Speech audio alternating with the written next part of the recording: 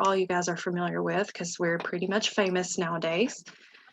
And we'll go ahead and get started. I've got some really exciting updates to give you guys tonight. Of course, we're still doing our COVID testing, but how great is it that as of today, Madison County's positivity rate is only 10%. We are officially moved down to the yellow for the Kentucky positivity rate, and the CMS positivity rate is also in the yellow at a 6.2, which is fantastic news. We are still just COVID testing our residents in-house for probable cause. So far, still, we haven't had any. Great news. And our staff is still receiving our PCR lab tests every other week from our previous vendor. So that hasn't changed. Whoops, backwards. So last week, one of my coordinators said, what are all these acronyms that you're throwing around? You think you could let us know what those mean? So I decided to do a really quick breakdown of those for you. We do use a lot of jargon and acronyms in our corresponding jobs most of the time. So just a real quick rundown. The CDC obviously is the Centers for Disease Control. I know you guys have heard that a lot lately. The CMS is the Center for Medicare Medicaid Services. CHFS is the Cabinet for Health and Family Services. DAIL or DAIL, which we say frequently, is the Department for Aging and Independent Living, and that is the body that governs us, that writes all of our regulations for assisted living. KSLA, or something I like to call KESLA, is Kentucky Senior Living Association. That is just an association that we belong to that helps us out with trainings and just various things like that, getting our input on regulations for DAIL, lobbying for us at the government level so that, you know, assisted livings get what they need, what we feel like we need. And then JSL, of course, is Jaybird Senior Living, which is the company that manages Arcadian Cove. You guys previously knew them as Senior Housing Management, or SHM, but now they're JSL. So hopefully that helps out as we go through the upcoming weeks of changes and guidances. They're coming down as quickly for relaxations as they did for restrictions, so which is good, but also a little scary, a little unnerving, but we're going to take what we can get as long as we can all be careful and comfortable. So starting on Monday, we have been issued a 2-week trial period for in-apartment visitation. I know you guys have been anxiously awaiting this, as your loved ones have been waiting for you guys to come and see them. There are some key requirements for this scenario, as with everything in the COVID world. Residents must be fully vaccinated, and I know some of your loved ones have not finalized their vaccinations due to availability. Trust me, we are working on that. Tasha is in contact with various pharmacies pretty much every day. She is on the horn with these folks trying to get somebody to actually come in and do a clinic, or to say that we can bring our residents out to them. We do hope to actually have doses of the Johnson & Johnson by next week. Fingers crossed, prayers going up for those residents and staff members that hadn't been fully vaccinated. But I digress, sorry about that.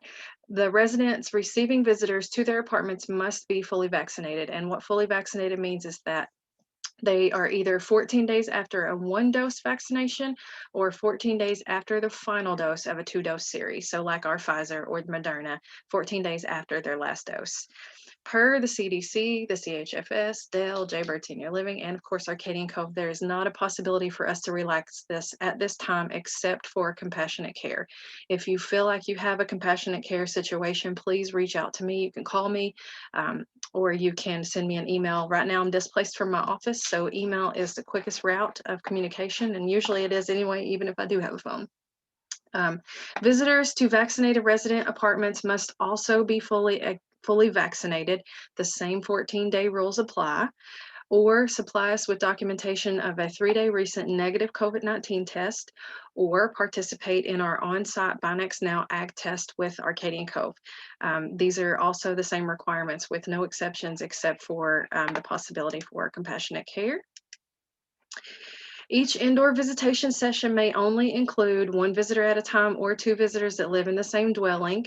And this applies to in-apartment visitation as well. We do want to try to maintain a small group visit for our residents so that we can, keep an eye on who's coming and going, when they're coming and going, kind of thing, for potential for contact tracing, which I'll mention later.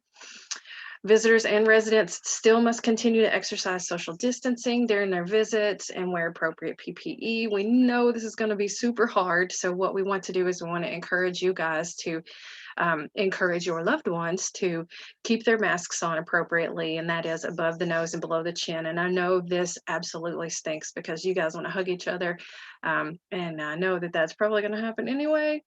But just be very mindful about keeping your masks on and trying to help your loved one keep their mask on as well. Just a quick note that we are still able to supply 6 tests per resident per week for visitors who would like to see their loved ones. The test results do take 15 minutes. So if you have a scheduled visitation or appointment to see a loved one, please do come about 15 minutes early, 20 minutes early to be safe. Carve out some extra time so that it doesn't cut into your visitation time with your loved ones. And the much anticipated guidance, so stay tuned for the next slide. A 2-week trial period also starting on Monday, March the 22nd, for outings. So this means that you are able to take your loved ones out into the community. Again, the same rules apply. Residents must be fully vaccinated, and that means 14 plus days beyond a final dose of the vaccination series, either a 1 or 2 dose series. And if you choose to take your loved one out and they have not been fully vaccinated, they will be subjected to the prior 14-day quarantine. So please do keep that in mind. This is really exciting news, but it's also unnerving, as I mentioned previously. So our policy is that, and this hasn't really changed, the resident's power of attorney must approve any person who would like to take the resident for an outing. So please choose wisely based on what you think their ability is to mitigate exposure to risk. So are they living responsibly in a COVID world? If they are, and that's okay with you, then just let us know who you guys approve to take your loved ones out. For going on outings, the CDC golden standard is that 2 people from the same dwelling inside the vehicle should be wearing masks and practicing good hand hygiene. So they do want to try to continue to limit only 2 folks inside a vehicle. So if you guys are going to go to dinner or something, maybe a daughter and a son-in-law can pick up mom, and you guys can all meet together somewhere, but only the daughter and the son-in-law would ride in the car together. No, that's kind of hard to navigate, but if the CDC says that is a good standard, I think it's a good rule of thumb for us to try to follow that. Also, the CDC and the Kentucky CHFS golden standards are to only visit places that are following CDC and CHFS guidance for services, and that is a 6-foot social distancing, staff wearing their masks appropriately, limited capacity based on size, all of those same responsible steps that I know all of you guys are taking for your own lives are, of course, something that we would want to do for your loved ones. Please do remember that resident needs to be signed out and signed back in the presence of an Arcadian Cove staff member. There's several reasons for that. Obviously, in the event of an emergency, we want to make sure we know how many people are in the building, and it is also, it would be very helpful for us to know that in the event of a potential contact tracing scenario. We also ask that you schedule your trips and let us know, hey, I'm going to come and get mom in a couple hours. We're going to go out to eat. We're going to be gone for 45 minutes. I do plan to have her back at 8 p.m. You don't need to save supper for her because we're going to Outback because she loves Outback and she hasn't been in over a year. This dude is really happy. Some more great news is that vaccinated residents do not have to quarantine after an outing. And this has been such a point of contention for everybody to have their loved ones stay in their apartments for 14 days. They hate it. We hate it. You all hate it. And so if they have been fully vaccinated and you take them out, they do not have to quarantine after an outing. This also applies to medical appointments now. Please do understand that in-apartment visitation and outings with families only apply to residents that have been fully vaccinated. And I spoke with Tasha today, and it seems like only a few of our residents are still waiting on their vaccination series. So as quick as we can make that happen, we are definitely going to do so. just bear with us on that one. And then, of course, at this time, the previous guidance is still in place for those residents who are still waiting to finalize their vaccination statuses. I know that's probably less than satisfying news for some of us, but it is still a light at the end of the tunnel that things are going to return to normal pretty soon. They're headed that direction. If the 2-week trial period goes well, we're all going to be as happy as this otter, meaning all guidelines are followed and there are no new cases of COVID-19 in our community. We will have the potential to continue with these new privileges. I feel very confident that with the plummeting positivity rate, fingers crossed, it continues to go down and stays down, that this will be our new norm for a little while. Just want to recap that previous guidelines for residents who have not been vaccinated. Scheduled visitation can still occur in the designated visitation room or on the front porch. With the beautiful weather approaching, I imagine our front porch is probably going to be pretty busy, so make sure you call us. Proof of a completed vaccination series greater than 14 days, 3-day max, recent negative COVID-19 test results, or participation in on-site COVID-19 testing with Arcadian Cove.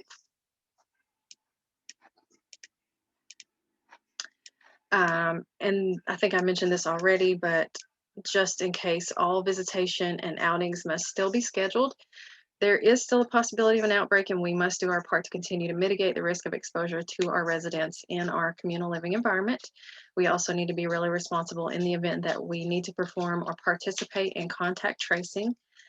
Just a couple of days ago, there was an outbreak in a nursing home in Eastern Kentucky that appears to be a new variant. So we all want to be as careful and cautious as we possibly can, and just do our part to make sure that, you know, Arcadian Cove is in the know, our staff members are in the know about what's going on, where you've been, who you've been with. Not that we want to govern your every move, we just want to be able to participate in that contact tracing should something crazy happen.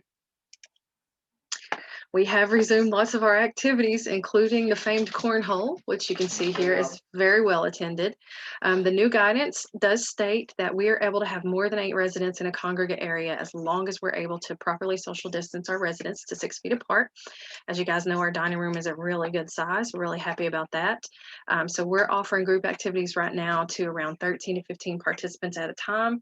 Miss Gina does a really good job of letting all the residents know that we have something fun going on. Please come out. And cornhole was pretty well attended previously. It is even more well attended now. And the dining room gets pretty loud. If you guys saw our Facebook post the other day, the first time I ever heard cornhole being played at Arcadian, I was in my office, and it literally sounded like the building was coming down.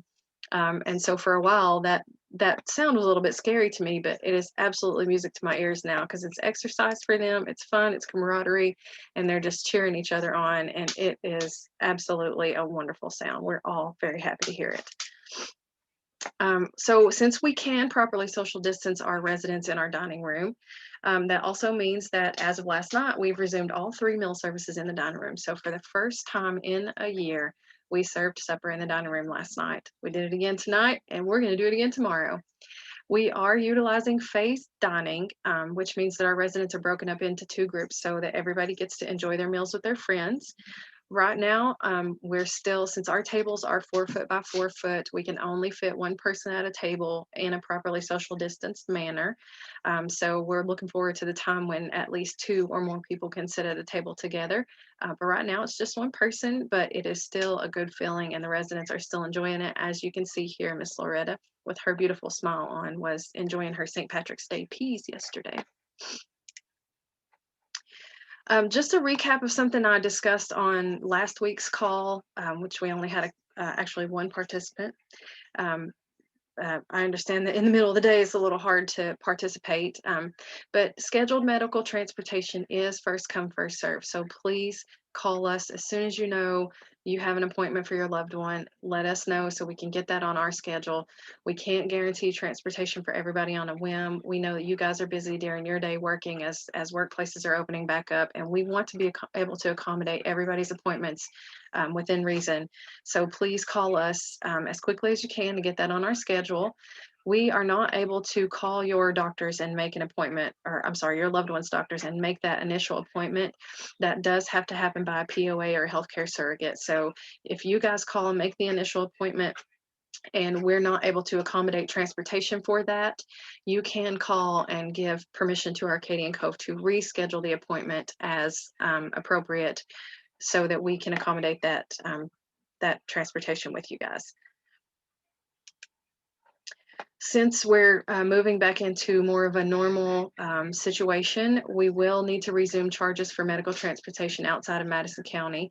As everybody has felt the crunch this past week or so, gas prices are going back up. And unfortunately, our bus is running, I should say, fortunately, our bus is running quite a bit. So as before, we'll continue to provide scheduled transportation at no additional cost for residents as medical appointments that occur inside of Madison County. Excuse me. And transportation outside of Madison County will incur a $20 per hour plus 55 cents per mile charge. And that is our standard. We will resume that as of Monday, the 22nd. Since our dining room is fully opened again, we'll also resume charges for meal deliveries to apartments. There obviously are extenuating circumstances for this. So if you have questions, call or shoot me an email with those questions. The normal delivery charge is $2 per meal. But I don't think that we have very many folks staying in their apartments now that they can come out and enjoy a meal with their friends. There hasn't been any change to the travel advisory. It is still the same. I know spring break's coming up. And now with this new relaxed guidance of being able to take your loved ones out, we do want to ask you to proceed with caution if you're going to be traveling into another state. I believe that nationwide, the positivity rate is down quite a bit. I'm sorry, I haven't looked, don't have that data because I'm mostly concerned with Kentucky right now. But you can definitely find that information on Kentucky COVID-19's website. Just Google Kentucky COVID-19 and the travel advisory is up at the top.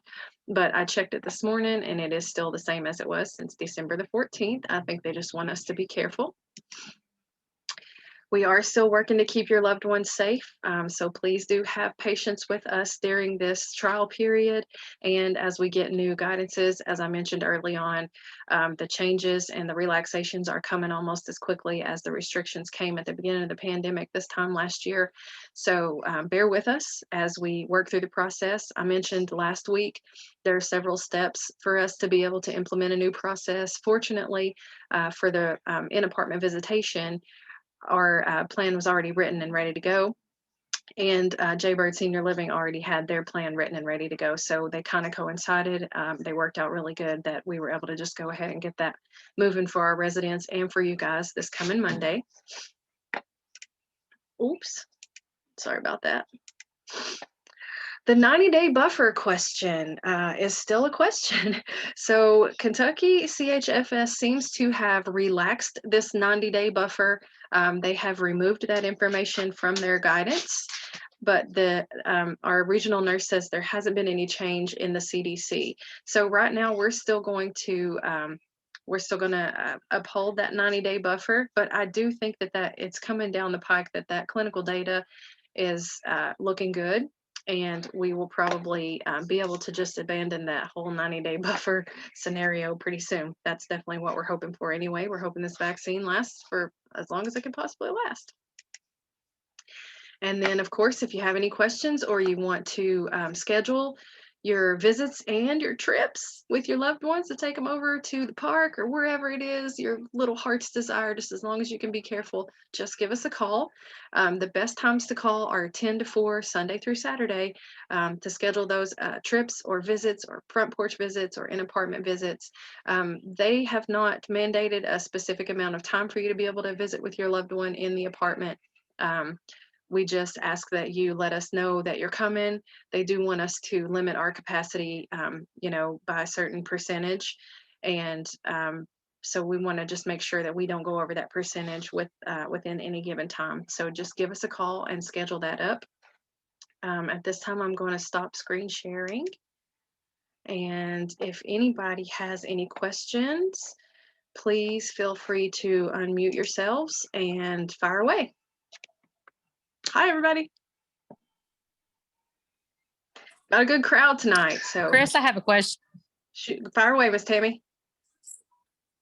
Of course, my mom keeps quite a bit of groceries in her room. If for some reason that she's just wanting a bagel and coffee in her room and she doesn't want breakfast, there'll be no charges or anything like that, since she's not even going to be eating breakfast in her room. It's just if it's delivered to the room that you guys will charge a fee. That's correct. Yes.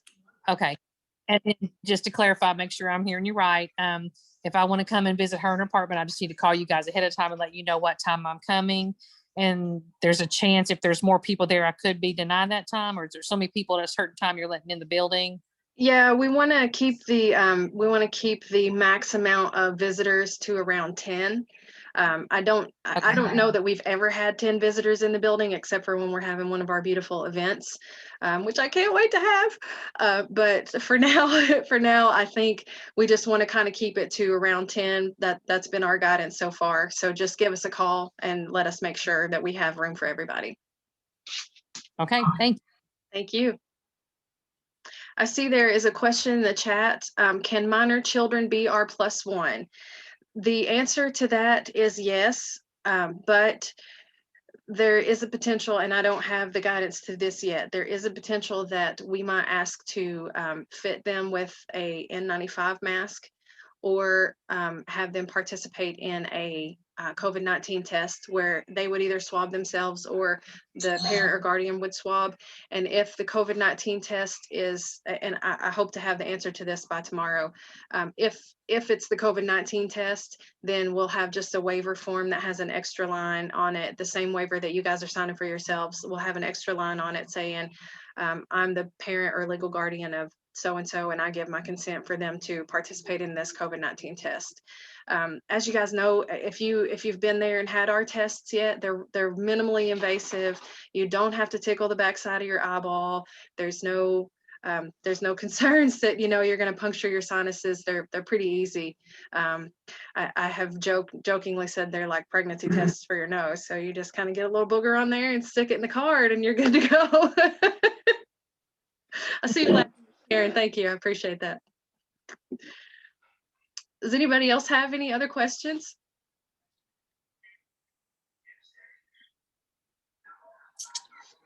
No more questions? I'm just glad that we're getting ready to see them, and they're getting to see us, because it's been a long time. It has. It's been a year, and I think it's past time. I'm really excited at the plummeting positivity rate, and I hope it stays down. I hope this thing that's going on in Eastern Kentucky is a fluke, an isolated incident, and maybe not COVID. I don't know. I hope it's crazy, that it's happening again, but I hope it's very isolated and it doesn't happen to us. But I think you guys have all been very responsible, very responsive to all of our restrictions and our guidances. And from what I understand, not many of you have experienced COVID. So that means you're all being careful, which makes me feel good that you guys are going to be careful with my residents, because they're your loved ones, but they are still my residents. So I think you guys will all be careful. What, porch visits? They still doing porch visits? Yes, ma'am. We can still do porch visits. Do they have to be vaccinated for porch visits? No, you don't have to be vaccinated for a porch visit. You also don't have to be fully vaccinated to take your loved ones out. You just have to be responsible. So I think the reasoning behind that is the liability to bring it into the community. If you're not vaccinated, that's a liability if you bring it into the community. Don't quote me on that. I just kind of feel like that's how it was worded.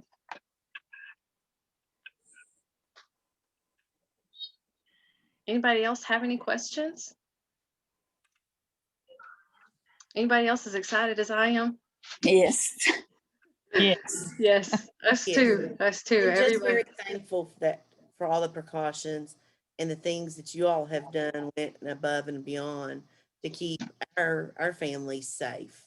And Thank you. Your family as they are our family. Yeah, they really are. I'd love to take all the credit for it, but I absolutely cannot. We have an amazing staff. especially front of house folks. They have been rotating out, making sure that everybody gets screened, making sure that we get those copies of those vaccination cards, and that, and even being responsible out in the community. We've had very few, knock on wood, fingers crossed, prayers. We've had very few staff members that have contracted COVID, thankfully. And obviously all of them have been somewhere besides Arcadian Cove, which is wonderful, and they haven't brought it in. So I think they're just as understanding of the severity and just as precautious for our residents as they are for their own families, because we're with the residents almost as much as we are our own family. So we have really great staff. One more question, Chris. Will home health be allowed to go into residents' rooms now? Yes, they will, with the Great. vaccination cards. And Okay, that actually will start on Monday as well. And they, unfortunately, home health, they're still calling us and scheduling their visits, but they unfortunately add to that 10 person at a time pool. But most of those home health folks come pretty early in the morning. They get in and get out pretty quickly. And we're seeing, I think right now we only have a minimal amount of residents who are actually getting home health in-house. So I don't think it's going to be too much of a burden on our schedule, but definitely give us a call and let's make sure. Chris, And- one more question. Yes, Miss Tammy. Sorry. That's okay. Is Tammy, then Karen. there a time frame as far as that we can be there? I mean, say I don't get off work and I get off work late, I can come at 6:30, or is there like a cutoff time we can't enter the building? We'd like to cut it off around 7, but if you don't get off work until 6:30 and you want to come and see us, or you want to come and see your mom, let us know. We have an all staff training tomorrow to go over this as well, and then we have all weekend to do Q&A with the staff and make sure that they understand what the requirements are and this and that. We do have our binder with everybody's vaccination cards in it. We have a lovely training video that we're going to show tomorrow on how to oversee the tests. We're not administering them. Obviously, you guys are doing those for yourselves. So hopefully everybody that will be there on second shift after any admin staff leaves will be comfortable doing that for us, because as it was before, you guys could come and go all the way up until the sun went down and sometimes later. And we definitely want you to have that privilege for as much as we can. Okay. Miss Karen? Yeah, my question was, do we have to bring a card with us every time we come for that we've been vaccinated? No, just bring it to us one time. If we have a copy of it, we have a binder. So we're just keeping a log of visitors when you come in. Do we have a copy of your card? Yes. Did you get a COVID test? No. Did you get a COVID test? Yes. It's just a kind of an easy checklist just for contact tracing statuses. So no, you don't have to bring it every time. Okay, good. And you can even text a picture to either Tasha or email it to either one of us. Or we have those lovely, terrible work phones, but you can still, they're like the 10-cent phones, but you can still text a picture if you forget it, but you have a picture of it on your phone, or you don't want to carry your card around, you got it laminated, it's hanging in your house, whatever, your case might be, you can send us a picture of it too. It's good. It is good, isn't it? Doesn't it feel great? Yes. I'm like breathing a sigh of relief. It feels like 100 pounds have been lifted off my shoulders. Still nervous, so everybody be careful, but I'm still pretty happy. And I'm sure they are too. Yes, they will be. They don't know the full extent of it. We're actually I wanted to talk to you guys about it first and get it out on the famous YouTube channel, and then we'll have a discussion with the residents. We also have a resident council scheduled for next, I think, Wednesday. We're squeezing it in there because we are going to have the capability of having an entertainer in the house once every 7 days. So we wanted to talk to the residents because I know they've been missing church. We have a couple of folks who have actually called us and said, hey, we know the guidelines are being, or the restrictions are being relaxed. Do you want us to come back and do Sunday school? Do you want us to come back and do church? And we do. The answer is absolutely yes, we do. But we can only have one entertainer per 7 days.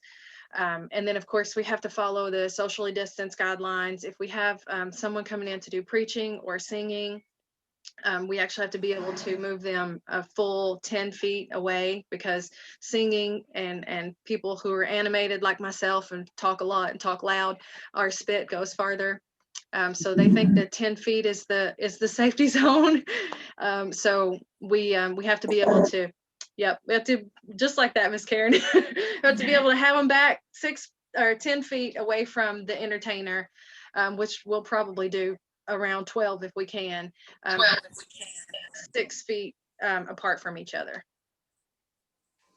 So it's like working a puzzle. And usually Miss Tasha and Miss Gina take care of that for us. They are phenomenal with that. Well, thank you. Yeah, we're excited. We're excited. So we're actually, I said all that to say that we're actually going to let the residents choose on what they want. I know a couple of our residents have family members that come out and sing for us, which is wonderful. And as the weather breaks, we can continue to do that porch series that we had for a long time, where the residents actually sit inside with the windows up and the entertainers are outside on our covered porch singing. So we could probably do that. Might be able to fly that one under the radar, and potentially let them choose. You know, do they want to have the every Monday night Bible study, or the every Sunday this church or that church, or do they want this week? Do they want, you know, Elvis Presley to come in and sing for them, or whomever they choose? So we're really going to let them dictate how that looks for them, because they're the ones that have been missing that for so long. Chris, one more question. Yes, And ma'am. I'm done. Ask as When many we as do make the appointment, do what? Ask as many as you want. When we do make the appointment for the apartment visit, did you say there isn't, or there is kind of a time limit in that? Like, we have 30 minutes, we have an hour, we have 45 minutes. Is it? No limit. Nope. They have not Okay. they haven't put a limit on that, and I'm sure not going to do it either, because they haven't seen you guys in a close, you know, intimate environment in too long. So if you want to stay all Okay. night, stay Thank all you. night.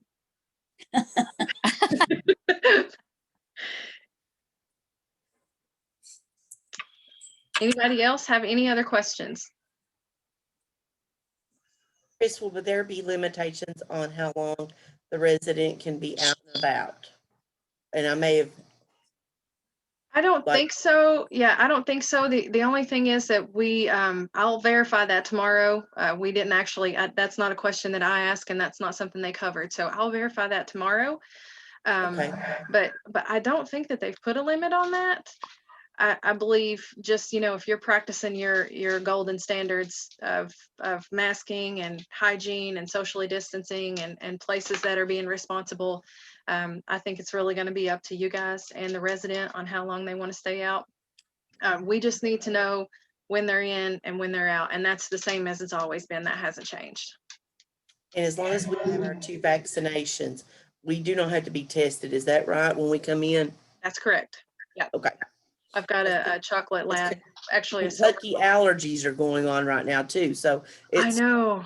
like that and that too, so. Yeah, I know. I've got a lab here I'm working on a TV tray and she's moving my tray here. She's a sweetheart though. She's my office assistant for today. Anybody have anything else? Can you hear her? Yeah, she's like Vader. She actually has to go for blood testing tomorrow. She's a foster dog. So we do have a dog of our own, but my fiance's friend is a master sergeant in the Air Force, and he is stationed in Korea right now and can't take his pup with him. So we have her, and she's 10, and she might have Cushing. Say a prayer for her. So we need her to make it until he gets back from Korea. Isn't that right? Anybody have any other questions? No? At all. Well, I appreciate that you guys took your time out to hop on with us tonight. Some really great questions. Miss Suzanne, I'm going to follow up with that amount of time that the residents can be out And I'll send that out in an email tomorrow to everybody once I have the verification on that. And call us up to get your visits, your in-apartment visits scheduled starting on Monday. 2-week trial. And if it goes well, we'll be able to continue it. Awesome. Thank you guys. Have a Thank great you. evening. See you all on Monday. Thank you. You too. Thank you. Bye. Bye.